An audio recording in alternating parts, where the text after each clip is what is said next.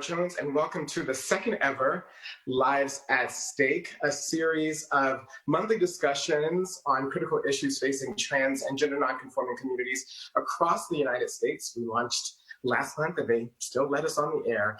Lives at Stake is a joint production of WNYC's The Green Space, where I am a journalist in residence, and my project TransLash. Feel free to go to translash.org and thegreenspace.org to sign up for our newsletters and to follow our work. Today's program continues our examination of the impact of the coronavirus on trans and gender nonconforming people, but through the lens of sex work. Sex work is a vital lifeline and source of income for trans people. 1 out of 10 trans people have engaged in sex work, according to a survey by the National Center for Transgender Equality. And for women of color, trans women of color, that number is up to 4 out of 10 who have done so. Now, people engage in sex work not only because of economic and educational marginalization, but also for some, it gives a sense of empowerment and control over how they earn. But with coronavirus and specifically lockdowns and social distancing, that vital lifeline is cut. And compounding the problem is the fact that government aid, because of criminalization, is not available to trans sex workers and sex workers overall, meaning that the government programs that are keeping people afloat aren't available. So all of this raises the question of whether or not sex work needs to be decriminalized or even legalized. Helping us to unpack this really complex and critical issue is Aria Sa'id, who is Executive Director of the Transgender District, the first ever trans historic district in the country. Cecilia Gentilly, she's Argentinian, it's Italian, who is on the steering committee of Decrim New York and also principal at the Transgender Equity Consulting Group. Toni-Michelle Williams, who is the Executive Director of Solutions Not Punishment Collaborative in Atlanta, Georgia, and New York State Senator Jessica Ramos, who has introduced legislation to decriminalize sex work across the state of New York. Now, the Green Space is actually a space, and as I said last time, normally we would be there and we would have a live audience in addition to the virtual audience that we have today, but I'm still looking out on you, well, virtually, but actually at my bathroom. We look forward to actually welcoming you to the Green Space once all of this, gets out of the way. Now, since this is a virtual program, however, we're really relying upon your comments and your questions. Now, since the topic is sex work, I'm sure that you will have lots of those. Please put those on all of our various sites, social media, YouTube, Facebook, Instagram, using the hashtag Lives at Stake and TransLash, and we will fold your questions and comments into the program. We really need y'all to do that. Now, because, again, we are continuing to unpack really heavy, complicated issues, we always like to start this program with a little lightness, with some gifs and memes that have come across our various channels and our social media pages that we like to share and that are getting us through in this moment. It's probably kind of one of the only things. So first up today is one of the don't rush challenges, where people look busted and then they, cover up the screen and then all of a sudden they don't look busted anymore. And this one, of course, is focused on trans men and trans masculine men. I particularly liked that one. It was on the TransLash page. I'm a single woman. I'm at home during quarantine, you do the math. But it's particularly important for visibility of trans masculine people, so we wanted to showcase that. Now, the next one is dealing with the backlash against coronavirus all across the country. I don't know if you all saw the very interesting interview last night with Anderson Cooper and the mayor of Las Vegas, but these people in front of us join her in wanting to be an experiment to see what would happen if we end quarantine too early. If coronavirus was a social media page, it would like this. I always say that coronavirus thrives off of ignorance and crowds, and they're doing both. And the last one up, I don't know if you all saw or followed the epic battle between the 1990s and early 2000s Titans, R&B Titans, Teddy Riley and Babyface. It took them, I don't know, 40 times to actually figure out how to do it via Instagram. It wasn't really out when they were hot and popping, but they finally did it. But for some reason, Teddy Riley still couldn't figure out how to operate sound on Instagram, and so you can see that the sound people are trying to figure it out, while Babyface looks like Lucius Lyons, understanding that he has won the battle.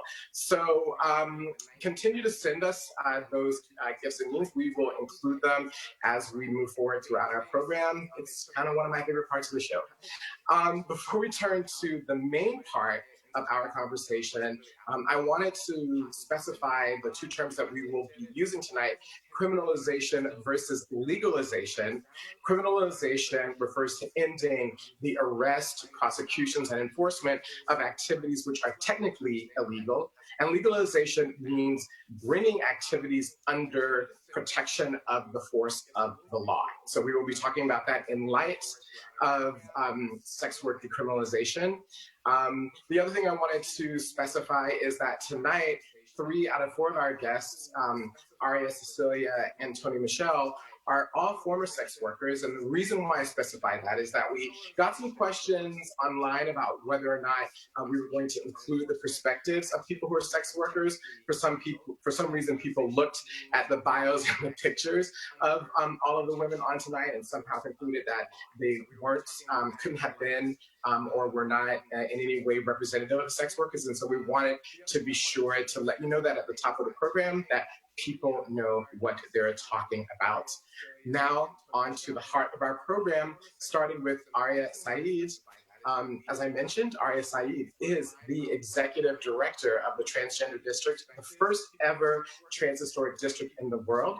She is also the former director of policy and programs at the St. James Infirmary, the first ever sex worker-led, trans-led health clinic in the country. She's also held a bunch of posts in San Francisco government. Aria is just a dynamo and goes by the pronouns of she and her. Aria, thank you so much for joining us. Thank you so much for having me. I'm so excited to be here tonight. You look so good. I think it's because secretly you are a skin care queen. People don't know that in addition to all of the things that we mentioned about you at the top of the program, you're also great for giving like skincare tips. So it clearly shows. I wanted to just start out before we get into the heart of our discussion, just to ask how you are doing right now and how you are getting through in this moment. I'm doing as good as can be, all things considered. Yeah, all things considered is a huge qualifier for us all. Can you just talk about what the Transgender District is and how it came about? I think, first of all, just in terms of setting the table, Trans Historic District is something that people haven't contemplated exists. And so can you just talk a little bit about how it came about and what it does? Yeah, so the Transgender District is based in San Francisco's Tenderloin neighborhood in the southeastern region. And for those mostly on the East Coast, I imagine, San Francisco's Tenderloin has one of the densest populations of transgender people of any other neighborhood in San Francisco and perhaps the country. And so in 2016, myself and Janetta Johnson, who's the executive director of TGI Justice Project, and Honey Mahogany, who is a former RuPaul Drag Race contestant and is a drag artist and politician now in San Francisco. We all worked within a coalition of Black trans women towards the founding of the world's first transgender district, although we didn't know that it would be the world's first. And so that's how our fight began. a small history bit is that in August 1966, the Compton's Cafeteria riots took place on Turk and Taylor in San Francisco's Tenderloin, and it was a riot led by trans people and drag queens and queer folk, and it's the first documented queer and trans uprising in United States history. And other riots would soon follow, such as Stonewall riots in 1969, Cooper's Donuts, etc. And so we are a project that focuses on anti-displacement of trans people, promoting the social, cultural, and economic empowerment for trans people living in the neighborhood, and community development and urban beautification. Amazing. One of the things that you're really intent about at the Transgender District is preserving the history and the role of sex workers in our community and in our history. Can you just talk about why you do that, and just in general, just give people an understanding of why sex work is such an important factor and plays an important role for trans communities, why it's not marginal? Yeah, so sex work is the oldest job in world history since the beginning of time. And for trans people, specifically trans people of color, sex work is often the only source of income that we have when we live our lives authentically.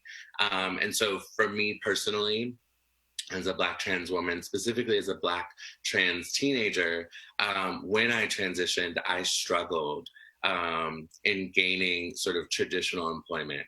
And it's not because I didn't apply anywhere. It's not because I didn't interview.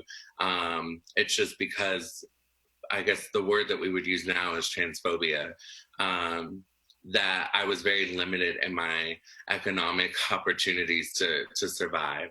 And so for me and so many of my sisters that I know, we engaged in survival sex trade because that's all that was available to us to survive. And so I think sex work is often a conversation that sometimes gets put on the back burner by trans community, partly because of stigma of sex work, where there is an assumption that all trans people are engaging in the sex trade.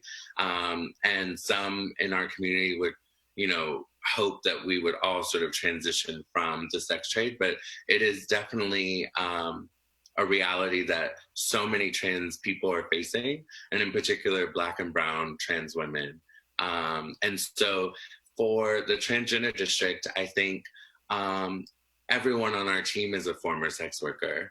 And a lot of the community members that we engage with, and the community and the residents, the transgender residents of our neighborhood, are active or inactive in sex work. And so it's a big part of our lives and a big issue that we try to address in our social justice work in particular. Mm-hmm. And also you've worked on changing laws in California. And I also think that just, one thing to note in your personal history is that you were in college at the time, right? So it wasn't as if, you didn't have the ability to be able to get other types of employment. It really was, as you say, the impediment of transphobia. One of the things that the Transgender District has done in response to COVID-19, one of the very first things, it was one of the first mutual aid projects that I saw in response, was heavily focused on sex workers. Can you talk about what some of the needs that you are seeing amongst sex workers in this moment? Like, what are some of the granular day-to-day needs that people are facing right now due to the crisis? Yeah, so thank you, Imara. We started the COVID-19 relief fund that we did in the way that we did, which was providing cash grants, specifically because we wanted trans people to have ultimate discretion and what they needed for themselves. But what we have gathered so far from nearly 100 people who have filled out the survey and received some form of aid from us is that there is obviously catastrophic loss of income for a lot of people, especially in the service industry, but also in the sex trade. And a lot of sex workers are still trying to work, even with shelter-in-place mandates, because it is their only source of income. And so, when we think about how the economy works in America in particular, we think, 6 million people applied for unemployment. But those are the people that, had previous sort of documented work history. Many of the trans people that we're working with, they're not eligible for unemployment. They're not eligible for state disability insurance or any windfall support money. The only thing they might be eligible for is the stimulus from the federal government. When we're talking about getting COVID testing and things like that, or access to medications, that works if you have healthcare. If you don't have healthcare, then where do you go? And so a lot of sex workers are having to sort of use the free clinics that are locally based in San Francisco in hopes that they'll get some of that support and those resources. But generally, people are reporting that they need money to pay rent, money to buy groceries, food, supplies, toiletries. There's, of course, been fights breaking out at the grocery stores for toilet paper and the last of the baby wipes. And everyone else is part of that as well. And so getting those things to themselves obviously requires monetary resources. Right. Well, monetary resources and boxing gloves, maybe. What if maybe they can buy them with the cash help? One last question that I have for you. You've done a really good job of contextualizing. I'm wondering if you can just tell us what is the one thing that you would want people who are not sex workers, who are unfamiliar with sex work, to understand about the people who are and what the needs are? Sorry, the last it's about people who are and the people that. Yeah, so what would you say to people who are totally unfamiliar with sex work, who don't know anything about sex workers, to know and understand about the people who are? Yeah, so I think people should know that there is often this idea that women and femmes and trans people are sort of victimized in the sex trade, right? And so oftentimes in the media and in major media that we see today, the term that we have access to is human trafficking. And so there is this idea and this sort of landscape that promotes that as sex workers, you don't have body autonomy, and that you were sort of flesh peddled and victimized in the sex trade industry. And oftentimes, when those laws come into play and are enforced, they target the low-hanging fruit, which is voluntary sex workers who are engaged either in the sex trades by choice or because of survival. And so many trans people would obviously fall under the survival sex work category. And so I think there needs to be more broader public discussion on the nuances of who engages in sex work, because it's so many different people and for so many different reasons, whether it be survival or you're in graduate school or you believe in choice of what you do with your body. And yeah, the ultimate thing that the broader public should know is that sex worker rights are human rights. And that often there is always a quiet war between sort of government and law enforcement and sex workers and sort of who gets criminalized in that way. And I think the discussion has to think about who is most impacted when we think about sex work. And so there's a lot of times the romanticism that happens around sex work, and it's always like the white redhead woman who's a peekaboo dancer or what have you. And there are many women like that, but most impacted are Black trans and cis women who are doing survival street-based sex work, because they are the ones that are being criminalized and incarcerated. They are the ones that are most vulnerable in that way. Yeah. Right. Well, thank you so much for joining us, Aria, for your important and historic and groundbreaking work. I want to thank you for taking the time to come on tonight. I love and heart you too. I'm holding an iPad, so I can't do it. But I want to thank you for coming on tonight and for everything that you do and that you give. And we will, as I say, continue to follow your historic and groundbreaking work. Have a great evening. Thank you. Thank you. That was Aria Sa'id, who is the Executive Director of the Transgender District, the first ever trans historic district in the country. You are watching Lives at Stake. Tonight we are talking about the impact of the COVID-19 crisis on sex workers and why that's so important for trans and gender nonconforming communities. You can follow the discussion on all of our social media channels. Make sure that you use the hashtag Lives at Stake or TransLash and TransLash so that we can be sure to pick up your questions and comments and fold them in. And right now we're going to do just that. One person just asked, Christopher Phillips just asked if Compton is a part of the name of the historic transgender district, if that has to do with the Compton riots in 1966. Yes, it does. But as Aria would tell you, if she was still on, they recently decided to move that from the formal name because the person that owned the cafeteria was racist, and they don't want that to be a part of the name of a historic district that is focuses heavily on people of color. And one other person, Leslie Joy Allen, said, just as a comment, that it is time to make sex work legal because we punish the women who are forced to do this work in order to survive. So thank you for those questions and comments. Make sure that you continue to bring them forward. Right now, I wanted to go on to our next guest, who is Cecilia Gentilly, who is on the steering committee of Decrim New York and also a principal at Transgender Equity Consulting. Cecilia and I are also on the board of New Pride Agenda, so I wanted to be sure to disclose that. Cecilia will talk to us about the effort to decriminalize sex work in New York State through Decrim New York, which is a grassroots organization of sex workers, former sex workers, and allies who are pushing to demarginalize trans sex workers and sex work overall in New York State. Here's my conversation earlier today with Cecilia. Thank you for having me.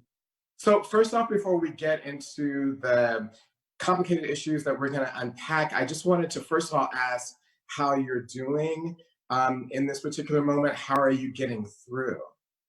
Well, it has been hard. You know, I'm such a social butterfly, and not having contact with people.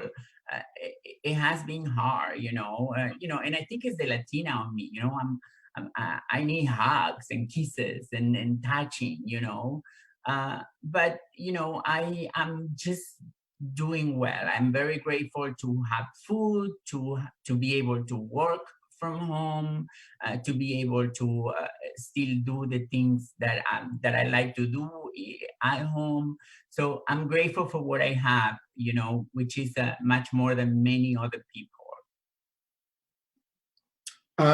Great. I'm glad that you're able to find ways to balance your needs or to figure out how to meet your needs in this moment. I think it's kind of everyone's trying to figure out how to live in a world that's contained.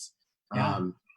So I wanted to just talk to you first of all about what you're seeing the impacts of COVID-19 on sex workers. You work and know and care about the intersections of trans issues, immigrations issues, race. What in that intersection right now of all those issues, how is COVID-19 playing out amongst sex workers?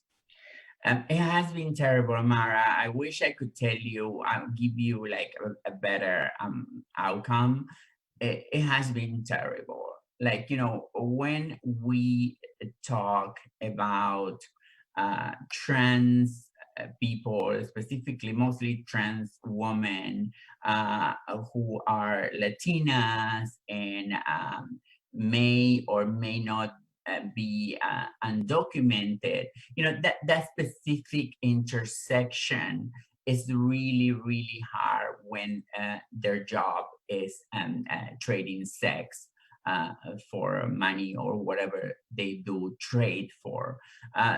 Because most of these communities either have like ads online or do a specific like street work. And,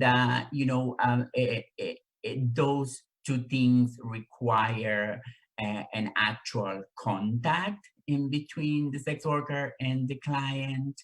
And at this time, those are not things that we are allowed to do or we are safe while doing. So because of that, this community has been hit like really, really, really hard. And we see it firsthand.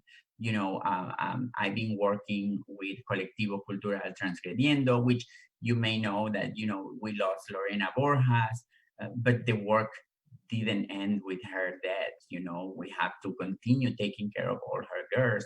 And the requests go from I need to pay my phone to I need to pay my rent to I need my medication to I am going bananas. It's so many requests.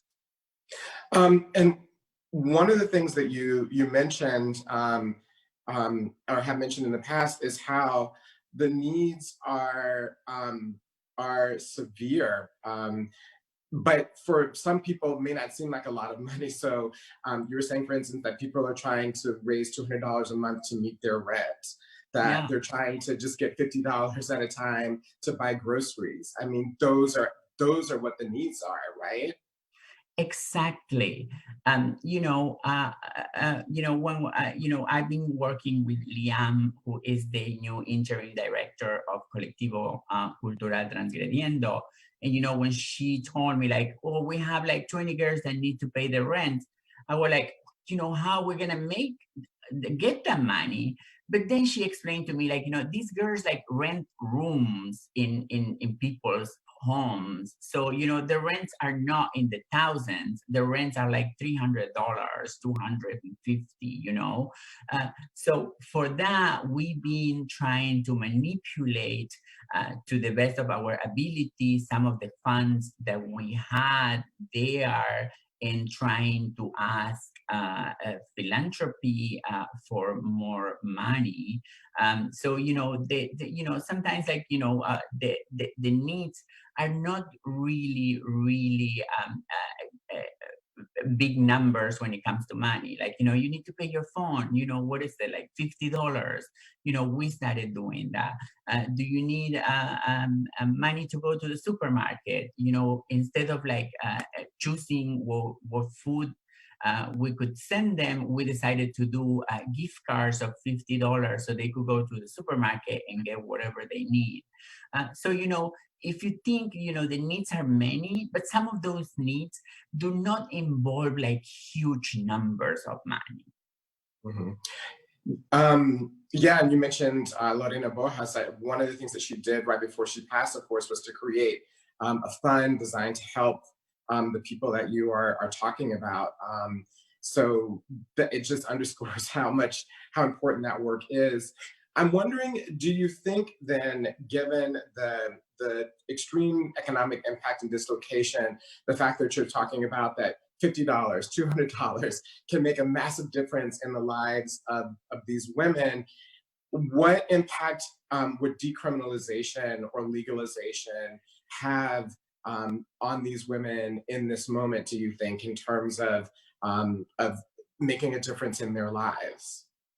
Well, I have to tell you that, one of the things that have happened in between all this madness that I am happy about is like we have seen some really important steps toward decriminalization. I don't know if you know, but a lot of trans people have been released from Rikers Island in the last 30 days.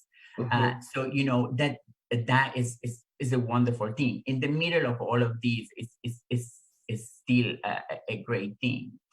You know, I think like we are actually going to be in a better space to talk about decriminalization after COVID. And I think it would be a great opportunity to push, you know, to decriminalize not just sex work, but many things.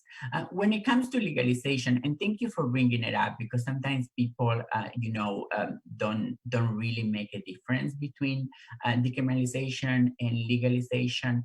I always talk about decriminalization because when we talk about legalization, usually legalization doesn't include folks who are not citizens of this country or residents of this country. Usually legalization doesn't involve people who are undocumented. And for that, when we talk about legalization, we have to make sure that we talk legalization in a way that includes everybody, because otherwise it could be detrimental for my community in this case. Right, right. I think you know what I think what you said before is that you would be for legalization if legalization meant everyone Yeah, in terms of sex work, but the fact that it doesn't include undocumented immigrant women makes it not fair, right? yeah, Fundamentally, yeah. whereas decriminalization does apply to everyone. Decriminalization applies for everyone. You know, this community, you know, Imara, you know, has always have it like, you know, the worst. Like, you know, in this, you know, if we look at, you know, this situation, like, you know, this woman won't be getting a stimulus check. You know, this woman cannot apply for unemployment. You know, this woman, you know, don't have, you know, customers who are gonna just call them and say like, do you need something? Do you need anything? You know, I wish, but you know, it is a hard situation. It is a really, really hard situation. Yeah, and I think you know, that's one of the things that is possible under, you know, there are all these ways to decriminalize, right? If decriminalization can apply to everyone, there are all these ways to decriminalize. So you could make it so that these women are able to be, you know, as in Las Vegas or in Holland, independent contractors. So, you know, technically under the law, they could file for these stimulus programs. They could file for small business. They could have access to all these things that can make a dramatic difference. But because it's criminalized, it's totally blocked off. Yeah, Um, and you know, and criminalization, you know, is sending this, you know, woman to jail. We're like, you know, why? Why? If you are an adult and the sex that you are exchanging is consensual, you should not be criminalized for it. You know, that's my take. Like, you know, consensual exchange of sex for anything should never be criminalized. right.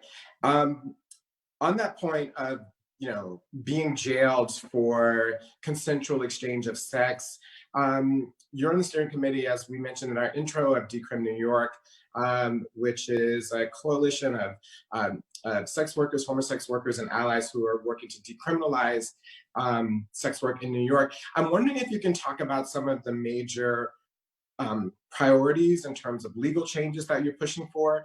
I know one of the things that we came across in our research is how there's a condom law in the state, for example, so that possession of a condom is legal grounds to be arrested on sex work, which is one of the more absurd ones.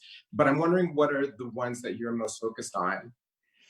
You know, of course, like, you know, they always define you know, goal. It would be to fully decriminalize the exchange of sex. But at this point, we really had to prioritize what is called walking while trans, which is the fact that police officers are able to arrest a woman, and you know, in my case, like, you know, trans woman, just for being, right?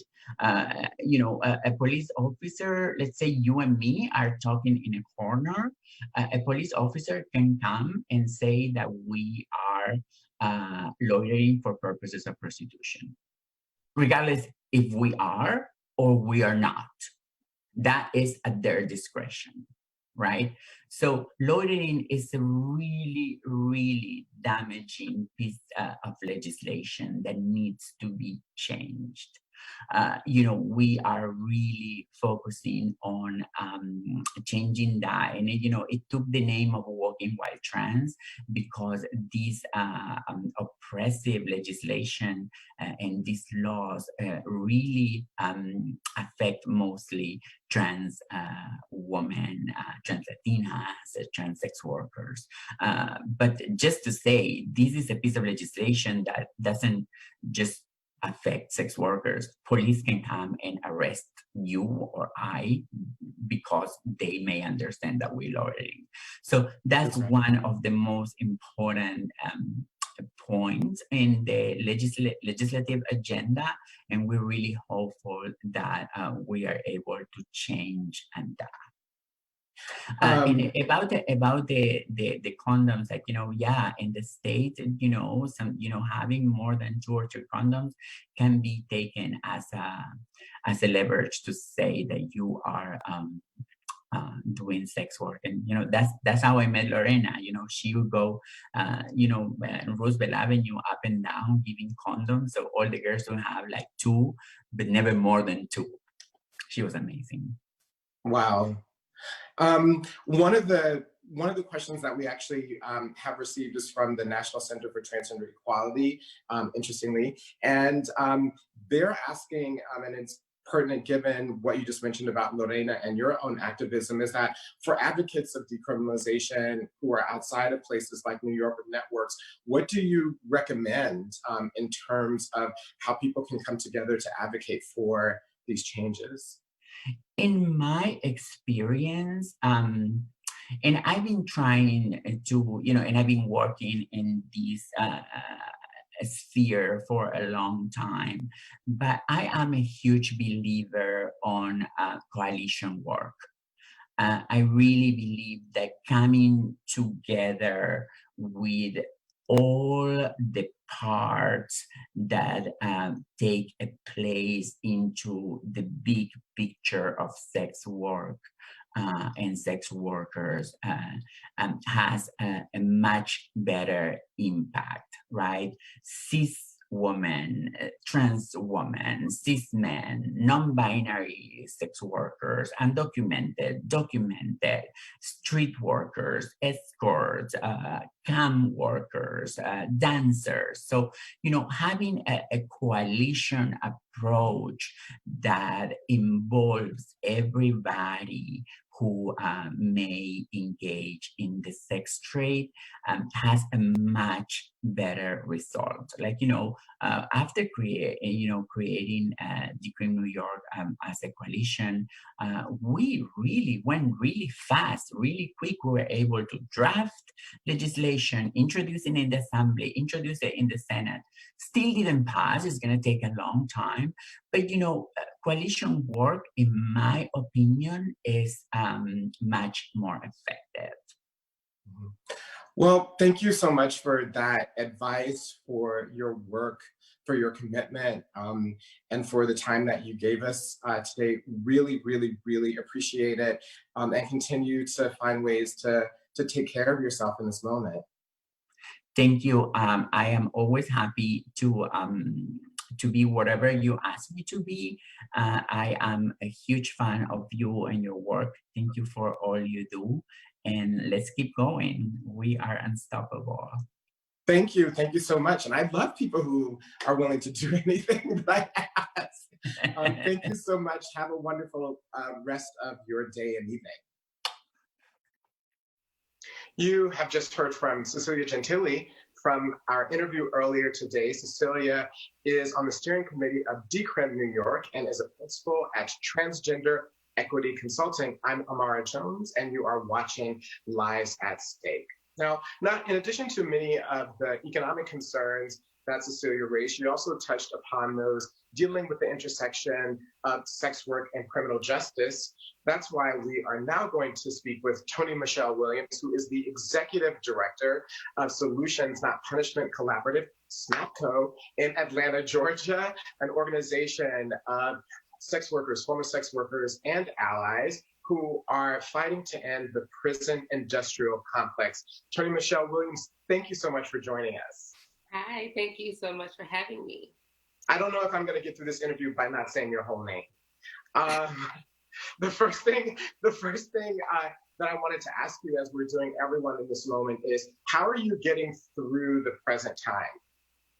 My honest answer is that I have a quarantine boo bae group, and my boo bae group is just a group of my bestest friends.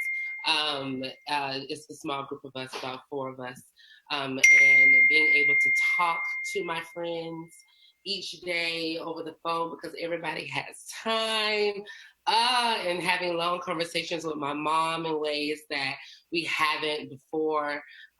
It just sets a different tone in family and in love and in life, the life that we have. So I've been really just being present with that, and it's been keeping me going. When you said that you had a boo bae group, I thought it was another type of situation. I'm glad that you clarified.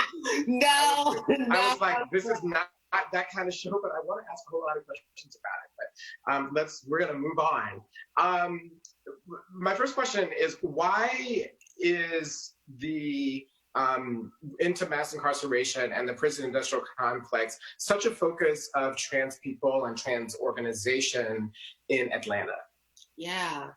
Well, the path toward criminal justice reform and ending mass incarceration in Atlanta really began in 2013 when trans, cis, het, queer folks in Atlanta came together to respond to a city ordinance that was proposed by the city of Atlanta and a group of rich white gays in Midtown to banish women, particularly Black trans women, who were engaging in sex work in that area. And so we have been committed to criminal justice reform since then by reclassifying marijuana laws, ending cash bail, and most recently with our amazing, fierce collaborators, the Racial Justice Action Center, Women on the Rise, by shutting down, closing, and repurposing the Atlanta City Detention Center. Mm-hmm. What are specifically kind of the policies and practices that you're most concerned about in terms of changing the way that criminal justice works for trans people? I think, as I mentioned earlier, Cecilia spoke about, walking around trans laws here in New York, the number of condoms being, a reason to be able to arrest people. I'm wondering, what are some of the laws and policies that you're concerned about there in Atlanta and in Georgia? Yeah, so SNAPCO, I heard you talking about decrim versus legalization earlier. And so SNAPCO really demands that Atlanta expunges all sex workers of prostitution charges and decriminalize all forms of sex work, right? Particularly for Black, trans, and queer people. And what that currently looks like is repealing the current city ordinance of solicitation and loitering laws. Also, we really need a commitment from police, APD, and surrounding police officers to cease all stings and raids, right? And really deprioritize arrests for sex workers in the ways that we've deprioritized arrests for the reclassification of marijuana in 2017. And so that's what we're primarily focused on right now. The repealing of solicitation is something that has been, the other offering when we first came together back in 2013 outside of the pre-arrest diversion initiative, right? We knew that folks just don't need to be in cages. And so that's our primary focus right now, while we have the City of Atlanta Mayor Keisha Lance Bottoms' attention around and commitment around LGBTQ issues, around HIV issues and criminalization laws. We want to make sure that she's hearing about the lives and experiences of sex workers and Black people. Just one note, Toni-Michelle, I don't know if your phone is beeping. Maybe it's your Bay Collective. But we just want to make you aware of that. Well, shout out to them. Thank you. I'm putting everybody on me. It's the evening. It's the evening, so you might be getting hit up. Seriously though, Atlanta is a locus for sex trafficking in the United States, and I'm wondering how you answer people who say that that decriminalization perhaps opens the door to an expansion of sex trafficking, which is why we shouldn't decriminalize sex work. Yeah, my response is always either with a grin, very Southern belle, graceful tight teeth, or just a simple look of disgust. And I may say something like, oh, baby, you're delusional. But seriously, we know that these two are not the same thing and and the solutions to these issues can happen at the same time. And when we are fighting for bringing awareness to the exploitation of our folks, right? We are talking about our community being grounded in rights and the autonomy of our bodies and our choices, and the empowerment of being able to show up in leadership to challenge those elected officials and to demand and participate and mold the culture shift that we're dreaming of and talking about. And lastly, we actually have a question from La Para Latinas in San Francisco for you, which is, how do we go about building a coalition amongst Black and Brown people to tackle the issues of mass incarceration and how they intersect with sex work? Yeah. There are two things I want to offer. One is that we talk about this all the time around organizations and people across experience and identity coming together to fight against a cause, and how hard that is, right? How yucky it could feel to be erased, or that sometimes, oppression Olympics shows up in the ways that we advocate for ourselves. And I believe that we have been doing that. We've been in collaboration and in alliance with each other and in support of each other. I think that you bring your friends together. You bring the girls who are most impacted, and y'all study together, and y'all practice together, and show up in spaces together, take over spaces together, have strategy, have purpose and intention, and in plan. And I think that grouping of folk who are like-minded and who support the cause, I think that what is the quality of a powerful coalition that we hope for and dream for. Mm-hmm. Well, on that positive note, how to come together, I want to thank you, Toni-Michelle Williams, for joining us tonight, and for all of your incredibly brave work that you and SNAPCO does in Atlanta, in the heart of the South. And just have a wonderful evening, and we will continue to follow your work. Thank you so much. Thank you. You have been listening to the one, the only Toni-Michelle Williams, who is Executive Director of Solutions Not Punishment Collaborative, SNAPCO, in Atlanta, Georgia. I am Imara Jones, and you are watching Lives at Stake. Well, finding these issues together of economic insecurity, educational issues, and also mass incarceration is the push to decriminalize sex work here in New York, that is being led by New York State Senator Jessica Ramos of Queens, the 13th District of Queens. As a matter of fact, her district also happens to be the epicenter of the epicenter of the coronavirus crisis. And tonight she's actually leading a town hall meeting to discuss that issue. But she joined us earlier today to talk about why decriminalization of sex work is such a pivotal issue for her, who is a cis woman who is not a sex worker nor a sex worker background. Senator Ramos, thank you for joining us. Thank you so much for having me, Imara. It's great to see you. Thank you. Before we unpack the issues around the legislation that you're sponsoring, centered on decriminalization of sex work in New York, I wanted to just ask you how you are doing and how your district is doing, given that it's the epicenter of the virus in the country. Yeah, thank you so much for asking. It has been an incredible ordeal. We are just in the middle of the medical crisis. Elmhurst Hospital is here in our district. We are losing more loved ones than anyone else in New York. And of course, as we know, New York has more deaths than almost any other place on the planet. And so aside from that, we are in dire need of food and services for our people.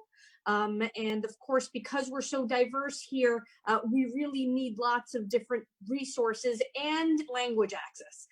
So there's a lot of work to do with all of our populations. We want to make sure we're being as inclusive as possible. But I have to tell you, I live 2 blocks away from the hospital. I hear the sirens all day. It's become the soundtrack for the pandemic for me. And that, I think, is taking quite a toll on us, but we have to be strong. We have to stay united. It's the only way we're going to get out of this is together. Right. Well, I hope that you are able to get the help that you need from your colleagues in the state legislature and from the state government and hopefully from the federal government to alleviate some of that suffering. And, you know, our hearts go out to you, and many of us in New York have experienced the same thing. So thank you for letting us know what your situation is. I wanted to ask you, when it comes to the issue of sex work, what made you decide to put your political capital behind a piece of legislation to decriminalize sex work in New York? It is an issue that many political leaders would not necessarily rally around, and I'm curious as to what brought you to this point.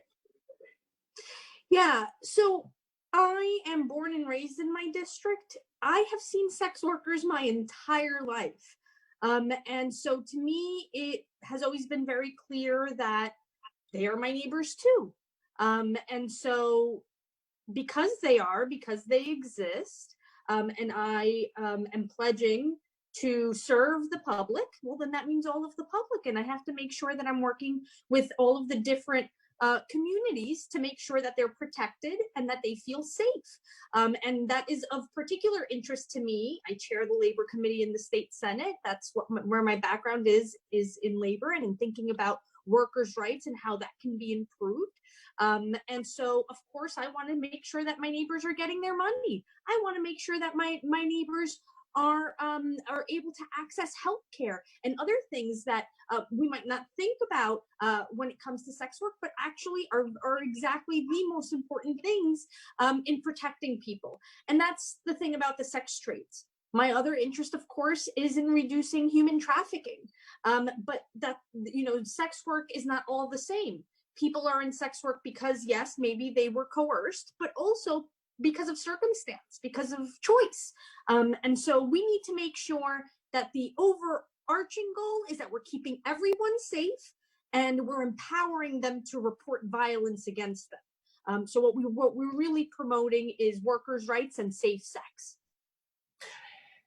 You touched upon the issue of trafficking, which I want to come back to in a minute, but what are some of the ways in which decriminalization will help you think most fundamentally your constituents? As we mentioned in the introduction, you have the highest number of trans people in your district, of any district in the country. What are some of the ways in which they can be helped? Because as we know, coronavirus is doing 2 things to the community. 1, it's cutting off income, and 2, it's criminalization makes it impossible for people to get access to government help. So what are the key things you think are included that will make the biggest difference in the lives of sex workers?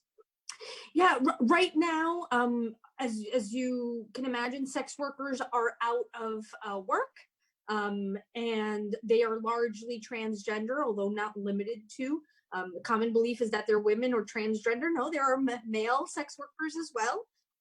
And we want to make sure that they have access to food. And well, as May 1st draws nigh, we're all worried about rent. So we're continuing to advocate for things that we need at the state level, to the governor, to the legislature. We're working hard. I've proposed a worker bailout that would cover anybody who is a worker. And I made sure that I included language that does not discriminate against what it is that you do. The point is that if you work for a living, you should be able to get $3,300 a month if we're able to tax billionaires' capital gains. That's all I'm asking to do.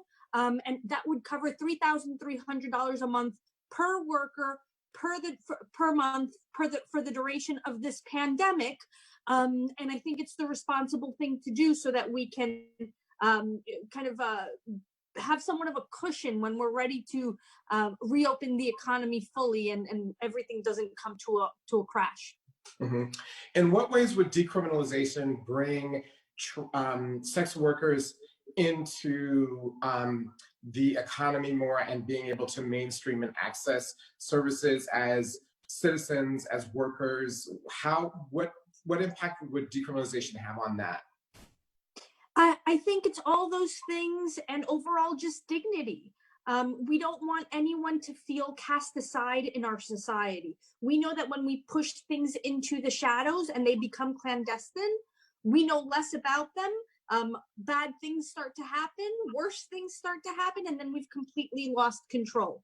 We don't want that to happen with human beings. We want people to feel protected. So in doing so, we want to make sure that they have a means to provide for themselves, and that they, again, have access to guaranteed health care. It's why we're fighting for single payer for everyone, and that would include transitional services and other hormonal or other services that anybody might need. We wanted to make sure to be very inclusive there too. And same thing with the rights at work. We passed Gender last year to make sure that people can't be discriminated at their workplace for their gender identity. And so we want to continue to fight for these protections. And we want to make sure that we're getting people off the streets and able to survive and hopefully thrive once this calamity is over. Mm-hmm. And just to clarify for people, GENDA is the Gender Equality Non-Discrimination Act that was passed. So I wanted to come back to the issue of trafficking. How do you answer your critics that I would imagine would come from two directions?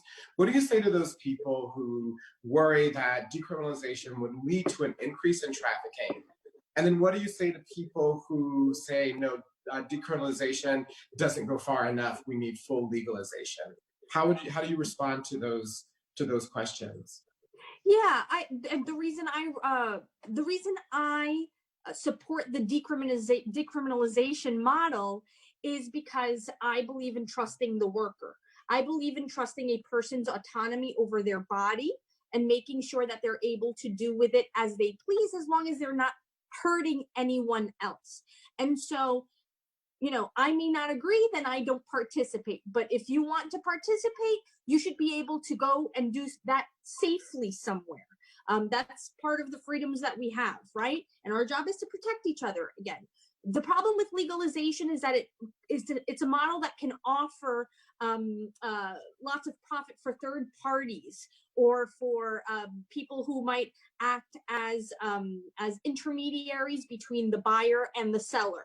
And so again, it's about removing exploitation that may be possible in that work scenario and actually empowering the worker. And then the Nordic model or the end demand model is really problematic to me. This is a model that only wants to legalize the selling of sex, but not the buying of sex. And the problem with this is that then that means that there is no incentive for the customer to give their real name and contact information to the sex worker. So how are they going to report violence against them? You can't screen your customers. And in neighborhoods like mine, where our undocumented population is high and they seek those services, well, we don't want to put them in harm's way through law enforcement and end up in deportation proceedings just because of their bodily needs. These are things that I think we need to really think about and be fair when we consider a person's rights. And ultimately, you know, in the same way that we as women say all the time that we're pro-choice because it's our body and you know, our voice, and to me, it's the same thing for sex work. It's your body. Nobody should tell you what to do with it. I just want to make sure that whatever it is that you're doing with it is safe, that you're not harming yourself or anyone else. Yeah, it's interesting. I hadn't thought about decriminalization as a way to prevent exploitation from both sides, right? Because your argument is that sex trafficking is a form of exploitation, and what we can do with decriminalization is to end that by allowing reporting and a whole host of other things, ownership of the work by women, et cetera. And then also, I hadn't thought about the fact that legalization could lead to this exploitation by, you said, by third parties. I even thought about it could be on the marijuana model where you start to have corporations for these large cross-party states. So it's complex. What are the chances, given the complexities, what are the chances you think of this passing the Senate? Does it have support? Is it gaining momentum from your colleagues? I think that we've done a great job of starting our public education of this topic, along with the main sponsor of this bill, my colleague, Julia Salazar from Brooklyn. We've been working really hard to get out there with the Decrim New York Coalition, because this is a worker-led movement that we want to get out there and kind of brush out the cobwebs, you know, from underneath the rug, because we got to talk about this. It's been going on since the beginning of the human race. It's called the oldest profession for a reason. And I know it's taboo, and I know it can be hard to talk about, but shoving it under the rug hasn't done us any good. We've lost people who potential could have been great for the rest of society. We want to make sure that we're doing what's right by everyone. One last question. What's really clear is how one of the things that allows you to look at this to a certain degree as you would any labor issue is because you have a lack of stigmatization around sex work, and you're able to see sex workers as human beings. I'm wondering, what do you think, what advice would you give to people who still have those barriers, around stigmatization of sex work and sex workers, to help them be able to see it as you do? Well, I usually share a little story of what happened to me. So I was probably I was 20, 21, and I was coming back from Manhattan with some of my girlfriends in the middle of the summer. And we were wearing short skirts and shorts, and we looked cute. And the precinct stopped us on Roosevelt Avenue and 75th Street because they thought we were working the street. And, you know, few of my girlfriends were carrying condoms on them. And of course, those can be used as evidence if you have more than two of trading sex. Well, we all got stopped and frisked because it was the Bloomberg era, and that's what was done. And it was the most humiliating experience in my life. And honestly, no one should ever have to go through that. I don't care what it is that they do for a living. Everyone has dignity. Everyone has value. And to me, you know, and this is why I ran for office largely, and I get to see the diversity of absolutely everything. I even have millionaires in my district to contradict all of this, right? We want to make sure that public policy actually reflects what the needs of all of these different pockets of people are, because that way we're all able to lead a better life. And I know that might sound idealistic, but I don't think it's impossible. It just might be hard, and I'm not daunted by the task.